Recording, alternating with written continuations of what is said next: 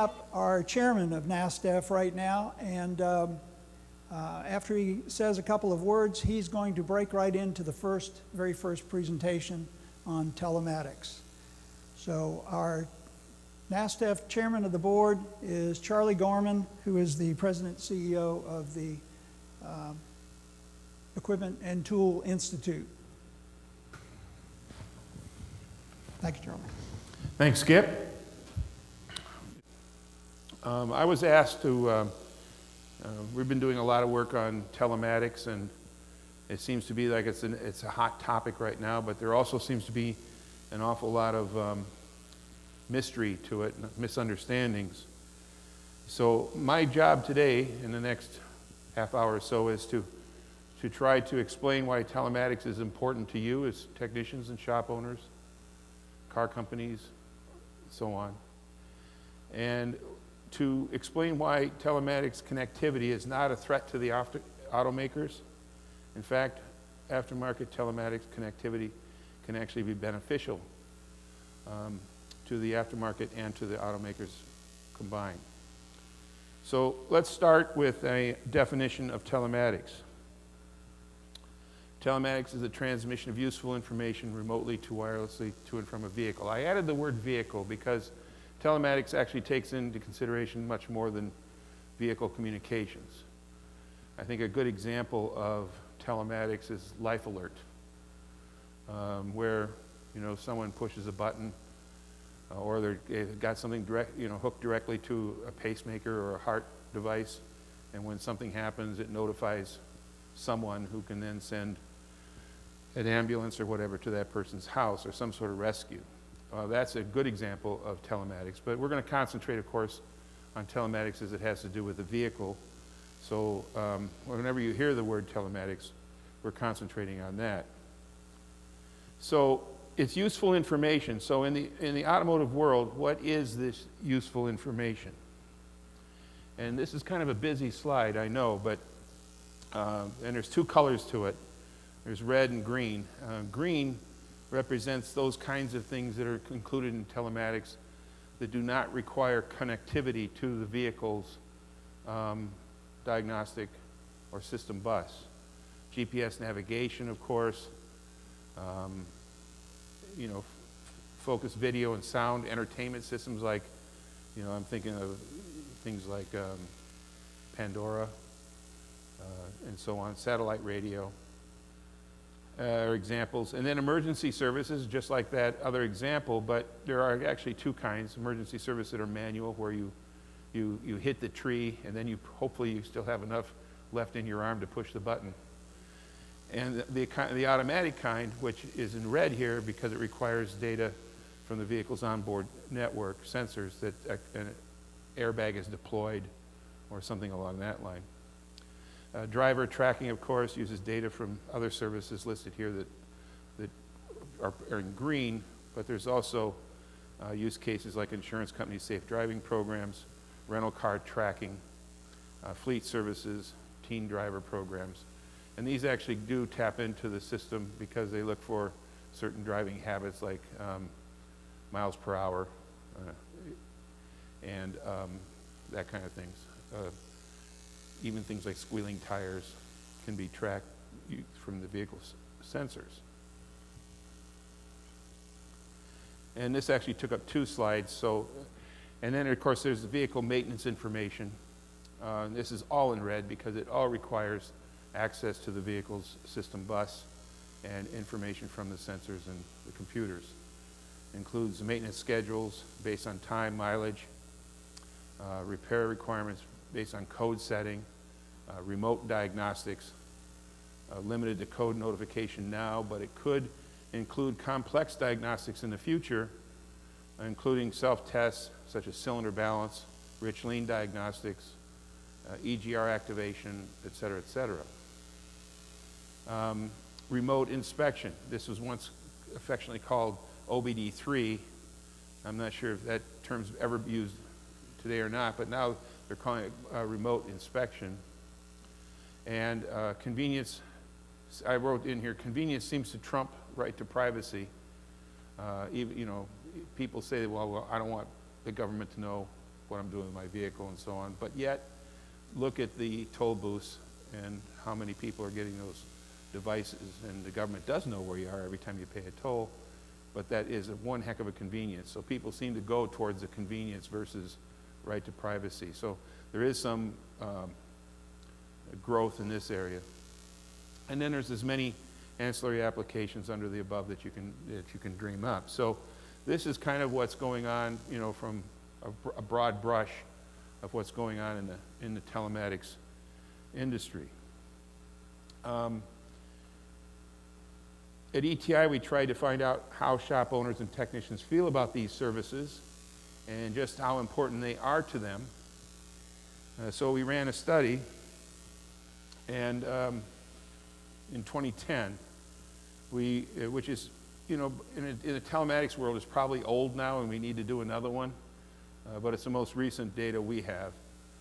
And we try to measure the market's current level of familiarity with telematics technology. We try to evaluate what factors are important to industry in implementing a remote diagnostic system. And they are struggling with it. Shops are struggling with the, you know, trying to figure out what these things are. Explore price points for hardware and monthly service fees associated with telematics. Explore the industry's opinion relative to who should bear the expense of telematics hardware and services, and learn more about concerns and questions the industry has relative to telematics. In this area, I think we've kind of missed the target a little bit. The concept was that telematics in the aftermarket would take on a structure where parts companies, for example, might actually put a whole network together, and then through their loyalty programs would support, in other words, the shop is a part of the loyalty program. He sells these devices to the end users, and then they buy their parts that they need from the parts supplier. And we assumed the following, that most systems would consist of a hardware box and that plugs into the J1962 diagnostic connector, has a cellular transceiver on board and communicates with the data facility. Again, the data facility could be run by a parts company, or it could be run by an equipment company, it could be run by anyone. Most telematics products will require collaboration of companies, providing different parts of the solution, of course. And the elements of collaboration include overall system developer, independent shops, fleets, et cetera, of course, parts companies and warehouse distributors with supplier loyalty programs, tool and equipment companies, cellular providers, and of course, motorists. Without motorists, none of this works. Here's what we came up with. You'll notice on the far left there that only 31% of the total shops that answered the survey are knowledgeable about telematics. And then if you look to the right there, that we have two charts really. One is new cars seem to be more aware, new car dealers seem to be more aware than others, and large shops seem to be more aware than others. And there might be some cross-pollination there. Large shops tend to be dealers, so that's probably one of the reasons why that's up there. But overall knowledge of 31% we thought was rather low. And then reasonable cost of hardware. And again, we thought we kind of had a grasp of what the model would be, but this has turned out to be kind of elusive, and I'm not sure that even the model is accurate, but this is kind of based on a price point of $50 or less, 50 to 100, 100 to 250 or more than 250. It shows how much, what is a reasonable cost for the hardware or the box that would go into the vehicle and plug into the J1962 connector. And it's all over the map. New car dealers and tire dealers felt that the market would bear more money. I'm not sure why tire dealers felt that way, but they did. And independent repair shops were kind of even across the board. But again, without that lack of knowledge, I'm not sure how valuable this is. And then reasonable monthly service fee per month And overall, that came out to $18.30 for a service fee. So that's on top of the cost of the box. And then based on the type of shop, other felt that it would be higher than a new car dealer or anyone else. And then the number of technicians in the shop, if it's over 20 technicians, they felt that that was the highest, that it would go as high as $29 a month. Who should cover the cost? And here we had owner driver, the shop, supplier loyalty program or other. And of course, the owner driver was the highest. Everybody felt that they should pay for this service. However, the motorists weren't there to defend themselves, because I'm sure they would have picked some, they would have picked at one of the other three columns. This has been one of the toughest things, is to nail down this market. What is this market? What is the magic combination of apps, if you will, that will cause telematics to take off? And no one has really discovered that magic combination yet. And so these questions are still up in the air, and that is, who should cover the cost, and how much should it be, and what are the applications that should be involved? But I think it's safe to say that, you know, once that hits, once somebody finds that magic number, I think it's safe to say that just like iPhone and other things, that telematics in vehicles will skyrocket. It'll, you know, once we hit that tipping point, it'll really take off. Summary of the survey comments. This is from the comments section of our survey.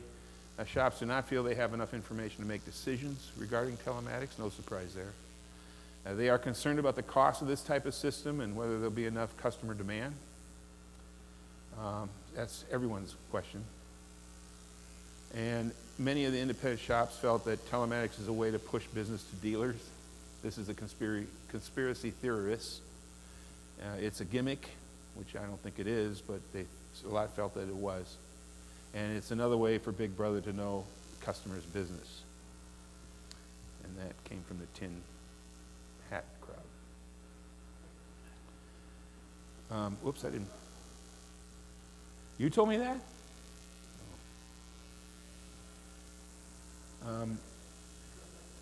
So who is interested in telematics? And, you know, obviously the automakers are, all these entities, including the automakers and tool and equipment companies.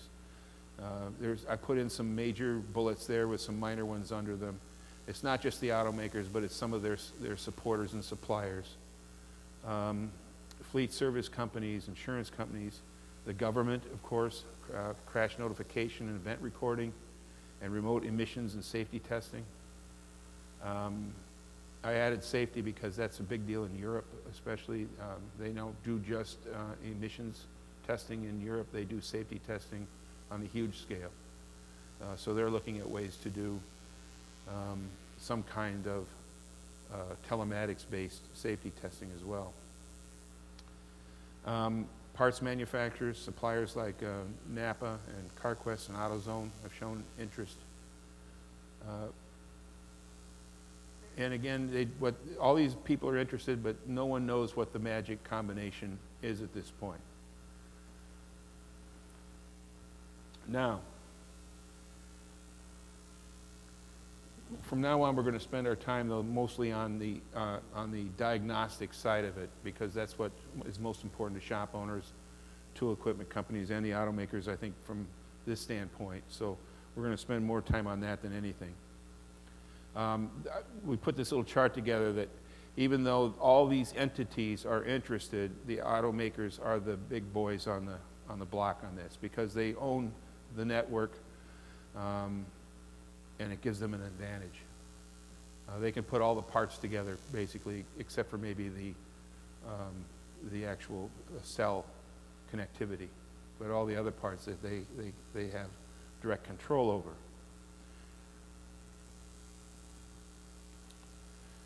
And then that brings up the question, well, why is it important to the aftermarket? Why would you guys be interested in it?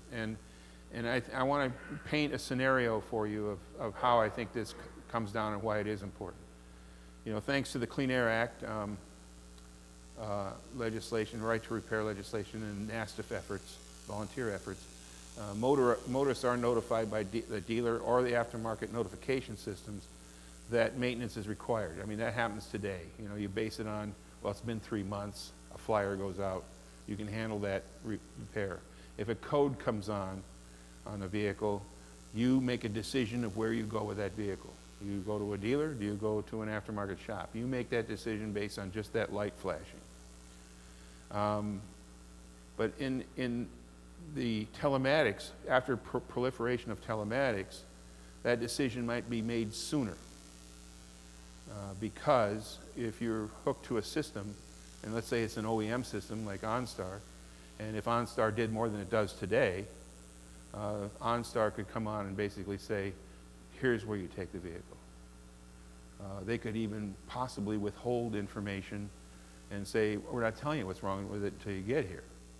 Or maybe they don't know. But my point is that they have an advantage of saying, this is where the car should go.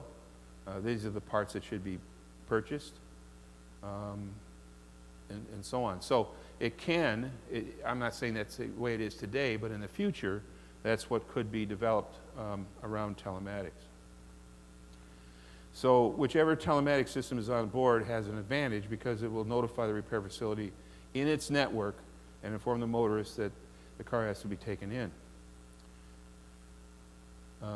So with that, now let's look at why it can be advantageous for the OEMs to work with the aftermarket regarding telematics access.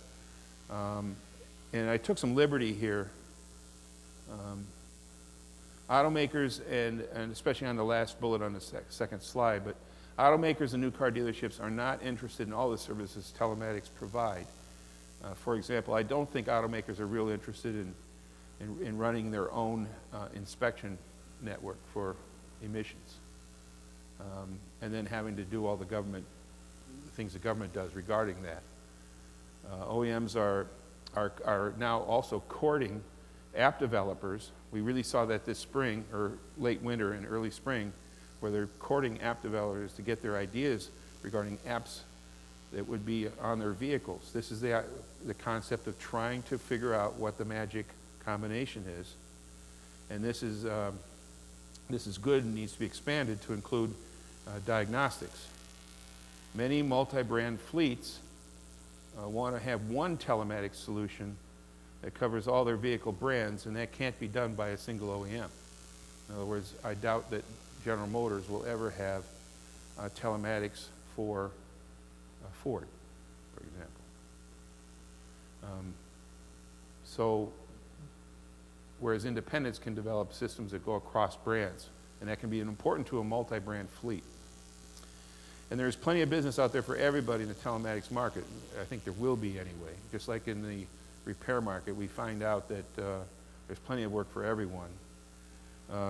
Companies who have embraced the aftermarket, provide good diagnostics and good information, have found that it does not have a negative effect on their dealer organizations, and in fact has actually in some cases helped those dealer organizations, especially in their used car departments. So there is plenty of business out there, and it is everyone's best interest to avoid another right to repair fight, I think. I think cooperation at this point, working out what we need to get done, makes a lot more sense than waiting till the last minute and saying, let's write a law. Because just like everyone said before, these laws have a tendency to be something that no one likes. So these are compelling reasons, but they may not be the most important. And this is the slide I kind of took some liberty with. I want to point out some things here. Motors, this is a kind of a chart. And by the way, that word on the top there is hypothetical because I couldn't find any really good real data. But I think if you think about this, you can kind of go along with it. This line here is a total repairs done by model year. So this is a one-year snapshot, let's say. This is 2012, and these are the model years being serviced in that year. And then this line here represents all the repairs. So, and this is what you would expect, that there's a high number of repairs, a lot of warranty work going on in this area right here. Really low aftermarket participation in those early years. And then this is dealership activity on the older vehicles as it falls down. So, you know, once a car goes out of warranty and becomes 5 years old, that car is less expensive. They don't want to spend as much money on the repair. They go to the aftermarket. That's why this number goes up. So here's where they cross. And again, I think the concept is good, but there's this whole middle area right here, this middle area, where the aftermarket I call it the aftermarket sweet spot. It's where the cars there's enough of them out there, and they have a tendency to break, and it's what you guys see most of the time. And while that's happening, on the dealership side, those numbers are going down. And it seems to me that that's when we say there's plenty of work out there for everybody, who's going to take care of those vehicles during that sweet spot period? You know, telematics systems will get old on vehicles just like every other part on them. The hardware will get old, and even if it's updated, even if the software is updated, it's still an old system.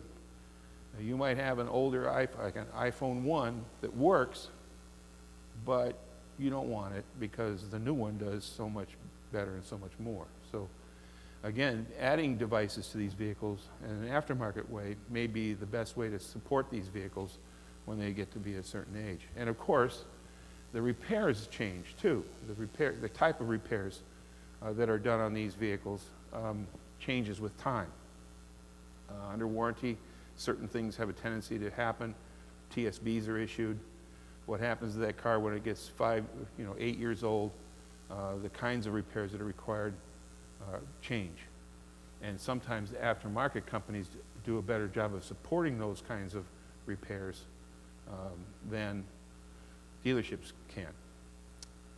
You know, once a dealership repair information hits a certain stage, you notice it doesn't get updated anymore. It stays pretty static. That isn't necessarily true. Companies like you'll hear about it this afternoon more, but companies like Identifix and so on constantly update their database on what's actually happening with those vehicles, and that can be done through a telematics system just as easily as a OEM type repairs. So it seems to me that from a brand loyalty standpoint, it would behoove car companies to support an aftermarket telematics effort. So again, there's no numbers on this. It's just the idea to give you a concept of what happens out there and what happens with the repairs. I think the average age of a vehicle right now is 10.8 years that are in the fleet, registered vehicles. We're putting in about 15 million in this country, 15 million new cars a year, and we're taking out about 11 million. So the fleet constantly builds, and that makes that number just keep moving out.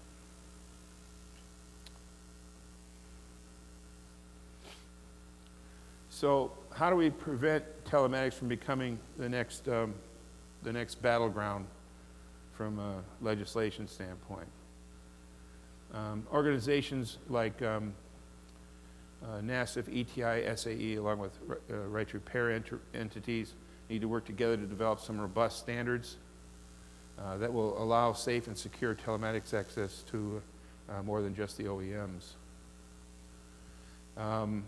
And it means developing aftermarket infrastructures that allow companies to combine disciplines to create complete solutions combining aftermarket information, diagnostics, parts, and service outlets. There may be a need for the OEMs to simply package certain information similarly to what they do for in-shop diagnostics. I can tell you that at ETI, we get a lot of tool companies that want to join the Institute. And our number one now is scan tool companies. I think it's 80% of our members are involved in scan tools somehow. That's huge difference in the last few years. And a lot of those companies aren't traditional diagnostic companies, you know, that like a Snap-on scan tool. They're telematics companies wanting to have the same access that a scan tool has to do something usually fairly specific. So in some cases, you know, let me give you an example. Telematics company calls me and says, you have this information. And the information they want is airbag deployment, miles, odometer, seat belt status, fuel level, so they can do mileage calculations. And that's it. But if you know anything about automotive diagnostics, those PIDs, those parameters that they want are all over the vehicle. I mean, some of them are not even available.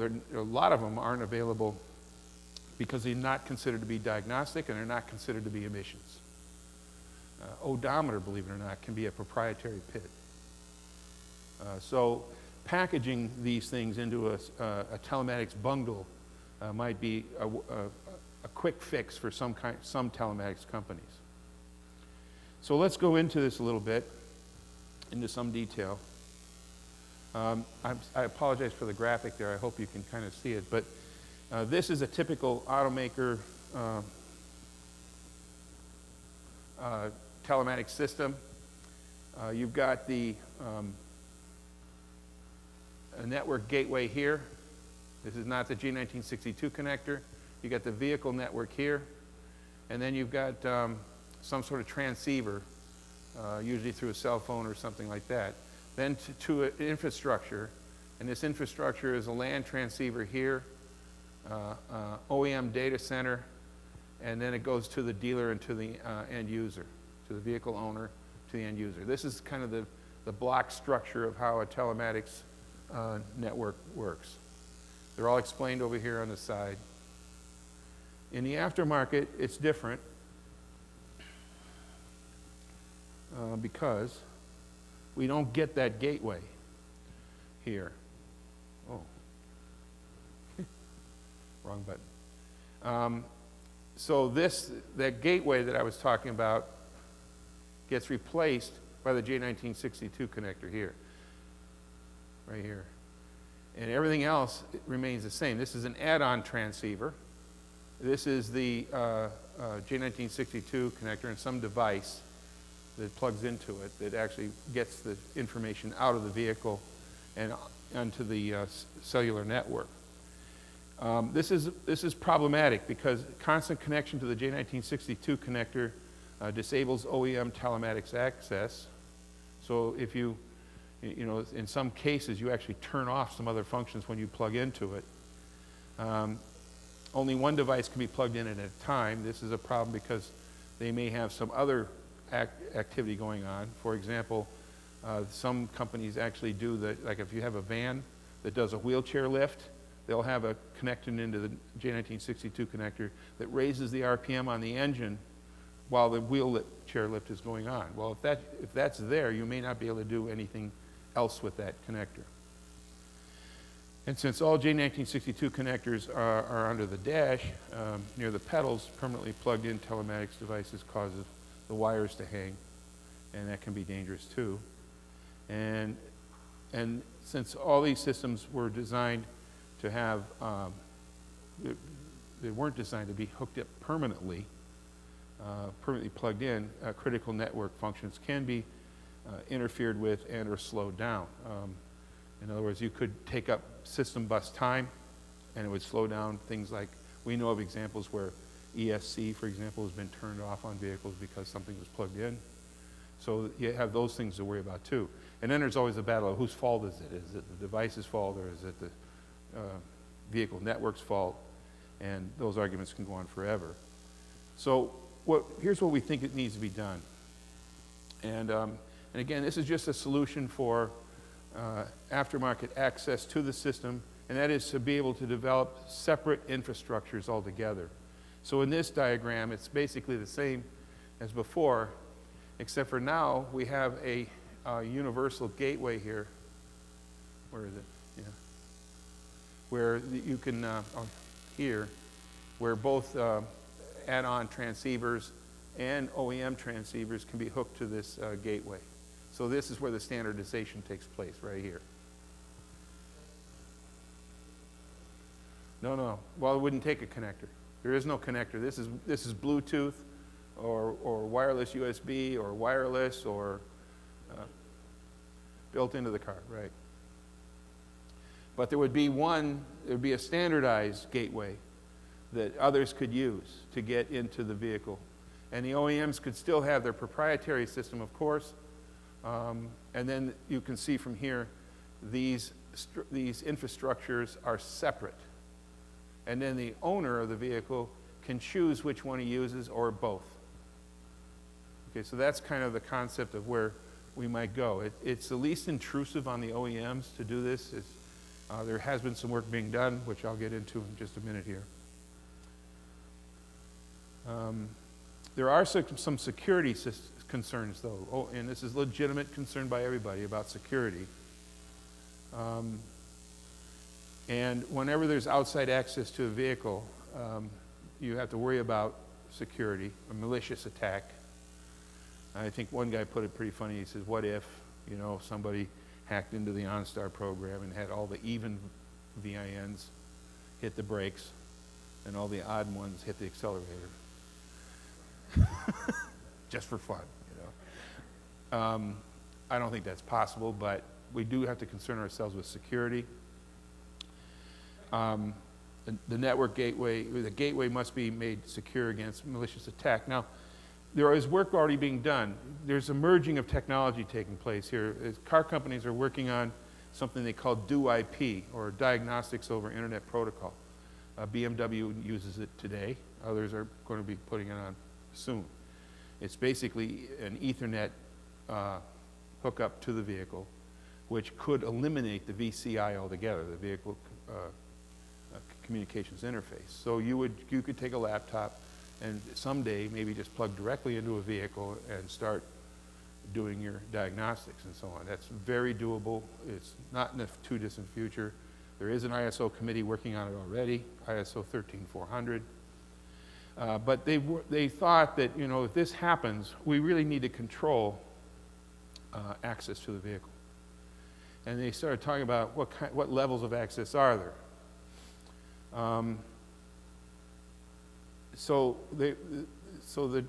What they want to do is they want to actually control the levels of access that you can have. In other words, an insurance company doesn't need very in-depth access to the vehicle, and there's just certain specific things that they need to have. For I&M programs or remote I&M, there's just a few parameters that they need to run their is this vehicle polluting program. Diagnostics, enhanced diagnostics for aftermarket or dealership diagnostics would go farther into the vehicle and be able to do more things. And then there would be a factory level access where they could do engineering work and so on, which only the OEM would have access to. This kind of makes sense to me to do this and to develop it and make it part of the standard.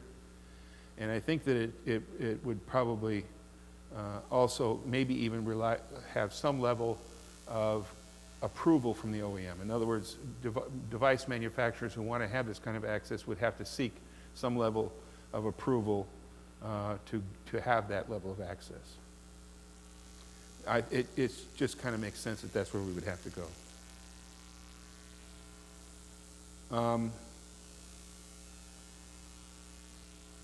Yeah, these are the levels. So I think this is going to be on the website, isn't it, Skip?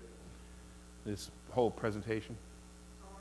Yeah, so you can go through those levels of access that I just mentioned there. And then, of course, I always urge this of all the OEMs.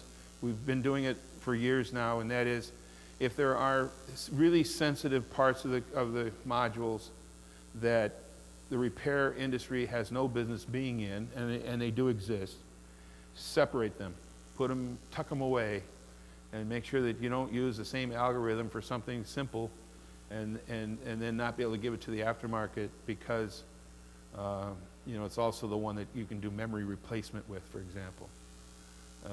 We've run into that quite often where OEMs don't think about the aftermarket. They don't have that in their mind when they design these things. And it turns out it's very difficult to provide information simply because they didn't think about a third party wanting to have access to it. Then on this slide, I've put together some activity that's going on right now. There is, I think that SAE, ETI, NASTF, CARE, and others, along with the automaker associations, need to sit down and work this out. I know it can be done. And there are some works that we need to study to make sure that we include the work that's already been done, ISO 13185, telematics applications supported by nomadic and mobile devices, AutoSAR, which is a little off the target, but yet they're doing a lot of work on the infotainment side, and NGTP, Next Generation Telematics Pattern, which is also a European initiative, has been working in, BMW has been kind of in charge of that one. So I think that there's a lot of work to build on. I think it can be done. We're trying to get our European organizations involved, like European Garage Equipment Association, involved in this as well, because there are initiatives through AFCAR in Europe to do the same thing. So ETI and other organizations have shown an interest in spending some money and providing personnel to help develop the necessary agreements and standards. I think it's paramount that we avoid another prolonged right to repair battle, only to end up with difficult to implement requirements that no one is happy with. So I hope that kind of answers some of your telematics questions. Thank you.